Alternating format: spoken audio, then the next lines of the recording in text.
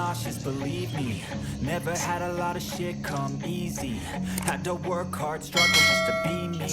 Had to rise up just so they could see me.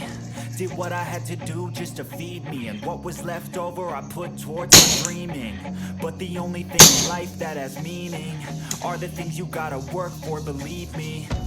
Take into your hands a plan, your own hands can land your own brand. And damn, I feel like no one takes accountability. They want the credibility, convincingly unwilling to put in the fucking hours it takes to get some power. Don't be fucking sour, take a cold shower, scream until you're louder, work until you're prouder. And fuck all the doubters, they're just fucking downers.